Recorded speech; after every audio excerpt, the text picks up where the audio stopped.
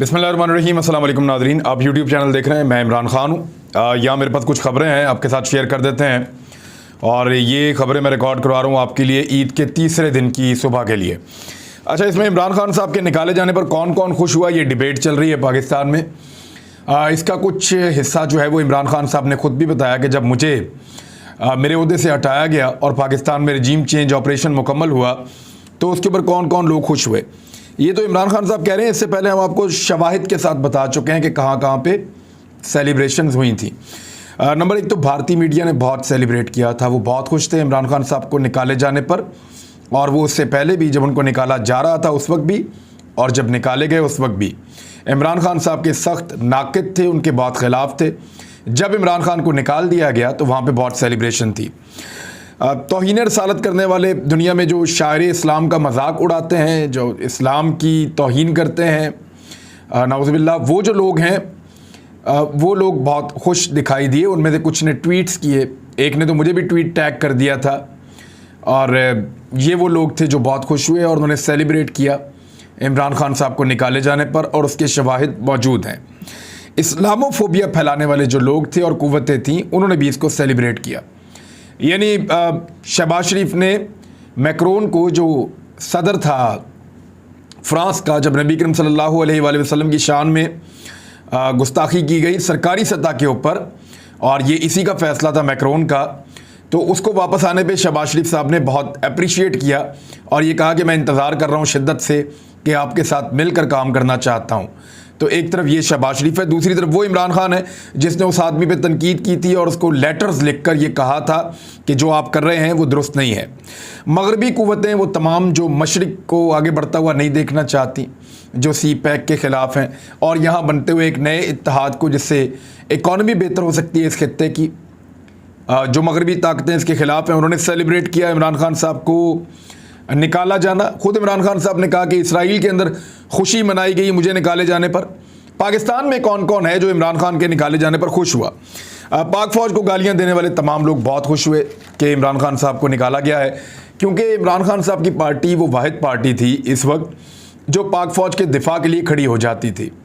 यानी फजलुर रहमान साहब की पार्टी पाक फ़ौज के ख़िलाफ़ बहुत बात करती थी, फजलुर रहमान साहब भी करते रहे हैं। ना सिर्फ प्रोपेगेंडा करते थे ये लोग पाक फ़ौज के ख़िलाफ़, बल्कि पाक फ़ौज के ख़िलाफ़ नारेबाजी और गालम गलोच भी करते रहे हैं। PMLN भी यही करती रही है, PTM भी यही करती रही है, पीपल्स पार्टी आपके सामने है जो कुछ उन्होंने किया माजी में। तो ये लोग पाक फ़ौज के बहुत सख्त खिलाफ थे, और वो लिबरल्स, खूनी लिबरल्स या इस किस्म के दीगर तबकात जो पाक फ़ौज के बहुत खिलाफ थे, उन्होंने बहुत सेलिब्रेट किया जब इमरान खान को निकाल दिया गया, या इमरान खान के ख़िलाफ़ ऑपरेशन रजीम चेंज जब मुकम्मल हो गया। उसका रीज़न ये था कि उनको लगा कि जो वाहिद एक फ़ौज के हक़ के अंदर एक बड़ी आवाज़ और ताकत रह गई थी, हमने आज उसको भी फ़ौज से अलग करने का अपना मंसूबा मुकम्मल बना लिया है। अच्छा, रियासत मुखालिफ बयानियाँ जो लोग फैलाते रहे हैं वो सारे भी बहुत खुश हुए जब इमरान खान साहब को इक़्तिदार से निकाला गया। जो लोग करप्शन का केसेस का सामना कर रहे थे, संगीन करप्शन के मुकदमात थे उनके ऊपर, वो भी बहुत परेशान थे पहले माजी में इमरान खान की वजह से। जब इमरान खान निकाले गए तो वो बहुत खुश हुए। इसके अलावा जो लोग प्रोटोकॉल इंजॉय करते हैं, जो लोग VVIP कल्चर इंजॉय करते हैं, वो तमाम लोग जो हैं वो बड़ा खुश हुए इमरान खान साहब के निकाले जाने पर और रजीम चेंज होने पर। और जो स्टेटस को मानने वाले तमाम लोग हैं, यानी जो स्टेटस को जिसको इमरान खान ने तोड़ा था, उस स्टेटस को मानने वाले तमाम लोग और ताकतें वो बहुत खुश हुए इमरान खान साहब को निकाले जाने पर। मुल्क को जो लोग पुलिस स्टेट बनाना चाहते हैं, वैसे अब पंजाब में पुलिस स्टेट बन चुकी है। आपको जगह जगह नाके नज़र आएंगे, पुलिस नज़र आएगी, शहरियों को रोक रहे हैं, परेशान कर रहे हैं, तंग कर रहे हैं। उसका रीज़न ये है कि पुलिस की ताकत को वापस लाना है, क्योंकि PMLN का ये एक मॉडल है कि वो पुलिस के ज़रिए से पब्लिक पे रूल करते हैं, उनको दबा कर, उनको डरा कर। लेकिन लोग बहुत बदल चुके हैं। अभी एक कैंट है, वहाँ से एक वीडियो आई कि वहाँ पे दाखिल होना चाह रहा था एक बैरिस्टर है लड़का, और उसकी गाड़ी पे पाकिस्तान तहरीक इंसाफ के झंडे लगे हुए थे, तो उसको रोक लिया गया और उसको दाखिल नहीं होने दिया गया। उसने वहाँ मुज़ाहमत की, उसने कहा जी मैं क्यों नहीं जा सकता, क्या सिर्फ इसलिए कि मेरी गाड़ी पे झंडे लगे हैं और मैंने ये PTI का झंडा पहना हुआ, आप मुझे नहीं जाने देंगे अंदर? ये नहीं हो सकता, मैं जाऊँगा। और उसने फिर वहाँ पर कैमरा निकाल के वीडियो बनाई, उन्होंने उसकी बात भी करवाई अपने ऑफिसर से। बहरहाल उसने कैंट में दाखिले की इजाज़त ली और वो चला गया। लेकिन कौन लोग हैं जो पाकिस्तान तहरीक इंसाफ का झंडा लगी हुई गाड़ी को कैंट में दाखिल होने से रोक रहे हैं, या वो ये कह रहे हैं कि आप अपनी गाड़ी को वापस ले जाएं? ये वो बंदा वीडियो वहाँ खड़ा होकर बना रहा था और उसके बाद उसने खुद बताया, उसकी बात भी हुई टेलीफोन पे किससे, और फिर उसको इजाज़त दी गई कि ठीक है आप दाखिल हो सकते हैं। इमरान खान साहब ने इंटरव्यू में ये भी बताया कि मैं माफिया से लड़ा हूँ, और इमरान खान के मुताबिक सबसे बड़ा माफिया नून लीग है। उन्होंने कहा कि अब जो अगला निशाना है नून लीग का या माफियाज का, इम्पोर्टेड हुकूमत का, वो ये है कि मेरी किरदार कुशी की जाएगी, और इस हवाले से मटीरियल तैयार किया जा रहा है।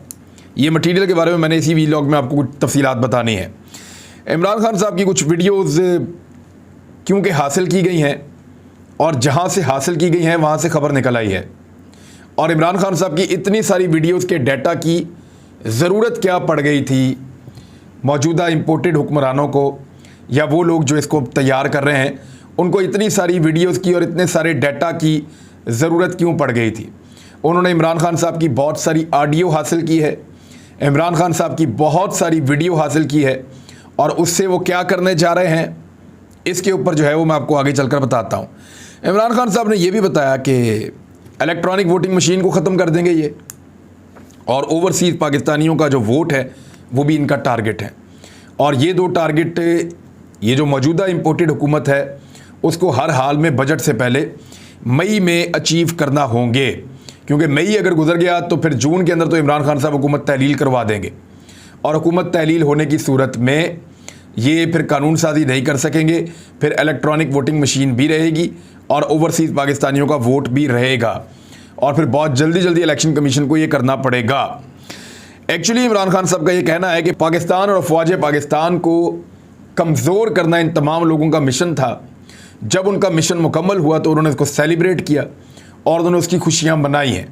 अब इसके अंदर इदारों के ऊपर जो लोग बैठे हैं इदारों में, उनके ऊपर भी उंगली उठ रही है कि वो इसमें मुलव्विस थे। यानी लोग खुलकर कहते हैं कि पाक फ़ौज की क़यादत के ऊपर लोग उंगलियाँ उठाते हैं, और वो ये कहते हैं कि पाक फ़ौज की क़यादत ने इसके अंदर रोल प्ले नहीं किया। कुछ लोग ये कहते हैं कि रोल क्या प्ले नहीं किया, उन्होंने पूरा रोल प्ले किया और इमरान खान को निकाल दिया। वैसे अगर देखें तो जिस तरह की ये पॉलिटिकल पार्टीज़ हैं, यानी 13-14 पार्टियों को इकट्ठा रखना, एक 2 वोटों को इकट्ठा करना और इन सबको फैसिलिटेट करना, इन सबको इकट्ठा करना और मिलाकर एक हुकूमत बनाना, ये कोई पॉलिटिकल पार्टी का काम नहीं है और ना वो कर सकती है। इसके पीछे बड़ी मेहनत लगती है और वो मेहनत पाकिस्तान के इदारे ही कर सकते हैं। तो इसलिए पाकिस्तान के इदारों के ऊपर ये एलिगेशन बार बार लग रहा है। अब जो अमेरिकन एजेंडा था वो पूरा होना शुरू हो गया। उस हवाले से मैं कुछ आपको बता देता हूँ। एक तो CPEC अथॉरिटी ख़त्म कर दी गई है, यानी 4 चीज़ें डिमांड की थी ना।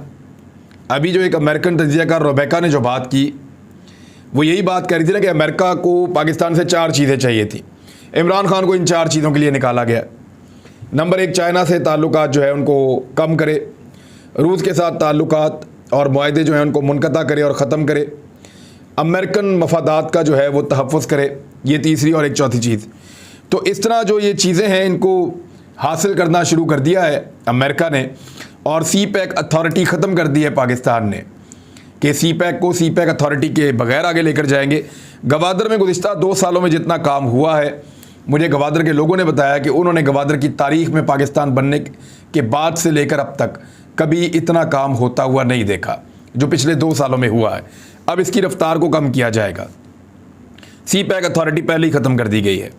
और अभी तक की जो मेरी इत्तला है उसके मुताबिक रूस के साथ इमरान खान साहब जो मुआहदा करने जा रहे थे सस्ती गंदम लेने का, 30% सस्ती गंदम और सस्ता तेल ख़रीदने का, इमरान खान साहब रशिया के साथ जो मुआहदा करने जा रहे थे उसके ऊपर कोई पेशरफ्त ये हुकूमत नहीं कर रही। वजह यह है कि अमेरिका ये चाहता है कि पाकिस्तान रशिया के साथ किसी किस्म का कोई ताल्लुक़ ना रखे। इमरान खान ये कहते थे कि अगर इंडिया अमेरिका का इत्तहादी होने के बावजूद रूस के साथ दिफाई ताल्लुकात भी रखता है और तिजारती ताल्लुकात भी रखता है तो वाई नॉट पाकिस्तान क्यों ना ये ताल्लुकात रखे। ये इमरान खान साहब का एक बड़ा सवाल था और इसी सवाल का जवाब अमेरिकन के पास नहीं था, तो उन्होंने रजीम चेंज करवा दिया पाकिस्तान में। पाकिस्तानी इस्तेमाल हुए इसके अंदर और एक साजिश के नतीजे में पाकिस्तान की हुकूमत गिरा दी गई। अब जो रशिया के साथ पाकिस्तान मुआहदा कर रहा था रूस से सस्ती गंदम और तेल की ख़रीदारी, इसके ऊपर पेशरफ्त नहीं हो रही। दूसरा, अमेरिका के जो दीगर मुतालबात हैं आपको आने वाले दिनों में वो पूरे होते हुए आपको दिखाई देंगे। फजलुर रहमान साहब की पार्टी ने जिद पकड़ ली है कि हर हाल में फजलुर रहमान को सदर पाकिस्तान बनाया जाए, और वो इसके ऊपर बहुत ज़्यादा जोर डाल रहे हैं। वो बार बार कह रहे हैं, बल्कि उनकी पार्टी बार बार ये स्टेटमेंट देती है। फजलुर रहमान साहब ने कुछ खसूसी बंदोबस्त भी किया है सदर पाकिस्तान बनने से पहले, और वो हर हाल में सदर पाकिस्तान बनना चाहते हैं, और इसके लिए उनकी पार्टी जोर लगा रही है। लेकिन पहले आरफ अलवी को निकालना पड़ेगा। लेकिन अगर आरफ अलवी को सदर पाकिस्तान के ओहदे से हटाना है तो उनको इम्पीच करना पड़ेगा, और इम्पीचमेंट कोई इतना आसान काम नहीं रहेगा मौजूदा इम्पोर्टेड हुकूमत के लिए। जरदारी साहब ने एक स्टेटमेंट दिया है, और वहाँ से इशारा मिल रहा है कि शायद आसिफ अली जरदारी साहब अब ये चाहते हैं कि उनको दे दिया जाए वजारत ख़जाना का कलमदान भी। यानी उन्होंने कहा कि मुल्की मईशत को सिर्फ पीपल्स पार्टी बेहतर अंदाज में चला सकती है, यानी मिफ्ता इस्माइल को फारग किया जाए और मईशत का कलमदान जो है वो पाकिस्तान पीपल्स पार्टी को दे दिया जाए। ये पीपल्स पार्टी कह रही है। हालांकि मुल्की मईशत का आज तक सबसे अच्छा बेड़ा गर्क जो किया है वो पाकिस्तान पीपल्स पार्टी ने किया है, मेरी राय के मुताबिक। अब पाकिस्तान पीपल्स पार्टी ख़जाना का भी चार्ज लेना चाहती है, और नवीद कमर ये कह रहे हैं कि अक्टूबर 2023 में अगले इंतखाबात होंगे। यानी एक तो ये वाला बजट भी मौजूदा हुकूमत पेश करेगी, नया आर्मी चीफ जो है उसकी तैनाती भी मौजूदा हुकूमत करेगी, और अगले साल में जी जो बजट आएगा वो भी मौजूदा हुकूमत पेश करेगी, और उसके बाद जो है वो अक्टूबर में नए इंतखाबात होंगे। और अक्टूबर में नए इंतखाबात का मतलब है कि जुलाई के अंदर अगले साल में बजट पेश करने के 1 महीने के बाद हुकूमत अपना टाइम पूरा करके ख़त्म हो जाएगी, और सितंबर, अगस्त, सितंबर, अक्टूबर 2 महीने और होते हैं। यानी अगस्त के अंदर हुकूमत ख़त्म होगी तो सितंबर और अक्टूबर के अंदर जाके इंतखाबात हो जाएंगे। अब ये लगता है जी नवीद कमर साहब को, लेकिन क्या ये मुमकिन है? ये मुमकिन नहीं होगा, क्योंकि इमरान खान साहब बहुत बड़ी तादाद में लोगों को लेकर इस्लामाबाद जा रहे हैं। अगर वो वाकई 20 लाख लोगों को, 9.5 लाख लोग तो पहले ही दाखिल हो गए थे एक दिन इस्लामाबाद, लेकिन वो एक जलसा था, वहाँ पे बहुत टाइम लग गया। लेकिन जहाँ 20 लाख लोग पहुँचते जाएँ आते जाएँ, बहुत टाइम पड़ा है, इमरान खान इधर ही है, तो ये ऐसा नहीं होगा कि एक जलसा और जलसा करके ख़त्म, नहीं, वो वहीं बैठ जाएंगे और हर आदमी को आने का मौका देंगे, और रोकना उनको बहुत मुश्किल हो जाएगा। और जो रोकने की कोशिश करेगा या इमरान खान की गिरफ्तारी करेगा, वो इमरान खान का सबसे बड़ा वफादार होगा और इमरान खान का सबसे बड़ा फ़ायदा कर देगा। तो इमरान खान साहब अगर 20 लाख लोग इस्लामाबाद ले जाते हैं, 10 लाख भी ले जाते हैं, तो ये हुकूमत नहीं बचेगी। फिर सिर्फ ये बजट पेश कर सकेंगे मिन्नत तरले के साथ, और इनको तारीख देनी पड़ेगी इंतखाबात की, उसके अलावा इनके पास कोई हल नहीं रहेगा। अब आ जाएँ कि इमरान खान साहब की जो वीडियोज़ हैं उस हवाले से उनको क्या इतला मिली है। पाकिस्तान तहरीक इंसाफ को ये पता चला कि इमरान खान साहब की बहुत सारी वीडियोज़ और बहुत सारी ऑडियोज़ इकट्ठी की गई हैं और मुख्तलिफ सोर्सेज से जमा की जा रही हैं। उन तमाम ऑडियोज़ और वीडियोज़ को जमा किया जा रहा है, और जमा करके उससे एक मखसूस ऑडियो वीडियो टाइप की चीज़ें बनाने का काम शुरू हो चुका है। ऐसा मटीरियल बनाया जा रहा है, और कुछ मटीरियल जो है वो इमरान खान साहब के करीबी लोग हैं, उनका मटीरियल बनाया जा रहा है कि इमरान खान साहब से वो गलत काम करवाते थे, लेकिन वो कोई चीज़ साबित नहीं हो पाएगी, सिर्फ किरदार कुशी हो सकेगी। अच्छा, अब डीप फेक का आजकल बड़ा नाम आ रहा है, बार बार सब कह रहे हैं डीप फेक को इस्तेमाल किया जाएगा, और इमरान खान साहब ने खुद भी दावा किया, फवाद चौधरी ने भी किया कि ईद के बाद उनकी किरदार कुशी होगी। अब डीप फेक है क्या? एक ज़माना था जब इंटरनेट और कंप्यूटर से बहुत ज़्यादा वाकफियत ना रखने वाले लोगों को फ़ोटोशॉप के ज़रिए तस्वीर में मामूली रद्दोबदल करके धोखा देना बहुत आसान होता था। यानी ये वो दौर था जब फ़ोटोशॉप करके बेनज़ीर भुट्टो और उनकी फैमिली की तस्वीर जो हैं वो बनवाई गई, नंगी तस्वीर बनवा के नवाज शरीफ साहब ने जहाज़ से फेंकी, ताकि अवाम ये समझे कि बेनज़ीर भुट्टो साहिबा की ये अपनी ज़ाती नंगी तस्वीरें हैं, लिहाजा लोग उनसे मुतनफ़र हो जाएं। लेकिन उसके बावजूद कोई इतना पॉलिटिकल फ़ायदा वो नहीं ले सके थे। बहरहाल नवाज शरीफ साहब ने ये गंदा खेल माजी में खेला है। अच्छा, अब माजी में ये फ़ोटोशॉप टाइप की चीज़ होती थी, पहले तो हाथ से सारा काम करते थे, फिर उसकी फ़ोटो ले लेते थे, बाद में फ़ोटोशॉप आ गया, कंप्यूटर के अंदर करते थे। ऐसी चीज़ें अब भी आम हैं, लेकिन तस्वीर या वीडियो गौर से देखने पर इनके जाली होने को पकड़ा जा सकता है। लेकिन डीप फेक तस्वीर और वीडियोज़ किसी इंसान के हाथ की नहीं होती, बल्कि मसनूई ज़हानत के ज़रिए कंप्यूटर तैयार करता है। आर्टिफिशियल इंटेलिजेंस इसको कहते हैं। डीप फेक तैयार करने वाले सॉफ्टवेयर्स में ये बहुत सारे सॉफ्टवेयर्स हैं जो डीप फेक तैयार करते हैं। डीप फेक एक ऐसा तरीक़ाकार है कि एक आदमी जैसा दिखता है आप वैसा ही एक आदमी बना देते हैं। वो जिस तरह की हरकत व सकनात करता है आप वैसी ही हरकत व सकनात उसको बना देते हैं, और वो उसी तरह बोलना और उसी स्टाइल में बात करना शुरू कर देता है। उसकी बॉडी लैंग्वेज भी मैच कर जाती है। यानी मेरी वीडियो उठाएं तो मेरा ही क्लाउन बना के बिल्कुल मेरी तरह की बॉडी लैंग्वेज हो जाएगी, मेरे जैसी आवाज़ भी निकालेगा। अल्फाज शायद दिमाग मेरे जैसा नहीं बना सकेगा, लेकिन अल्फाज मेरी तरह के निकालेगा और उसी तरह रिएक्ट करेगा। लोगों को लगेगा जैसे मैं ही बैठा हुआ वीलॉग कर रहा हूँ।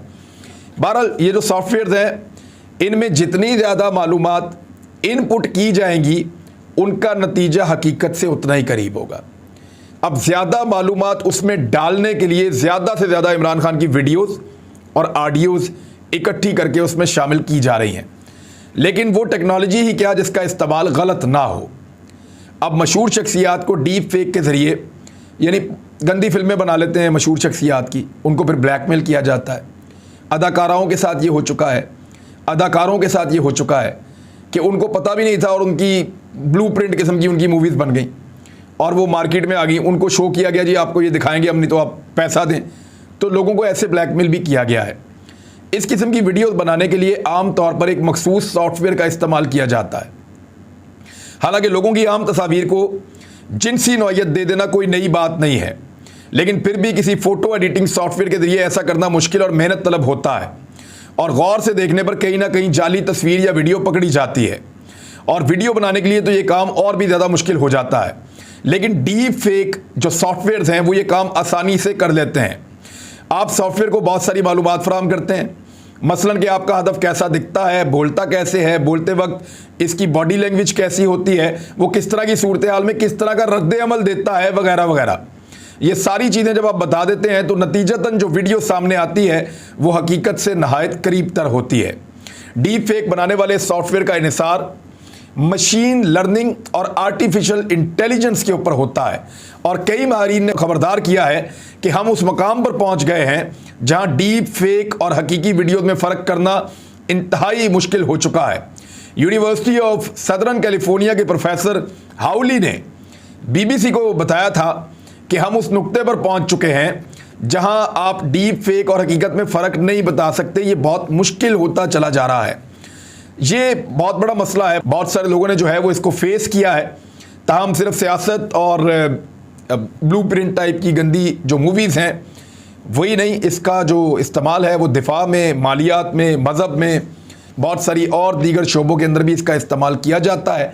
नेगेटिव इस्तेमाल इसका बहुत ज़्यादा हो रहा है। अब तक के लिए इतने, अपना ख्याल रखिएगा, अपने इस चैनल का भी। अल्लाह हाफ़िज़।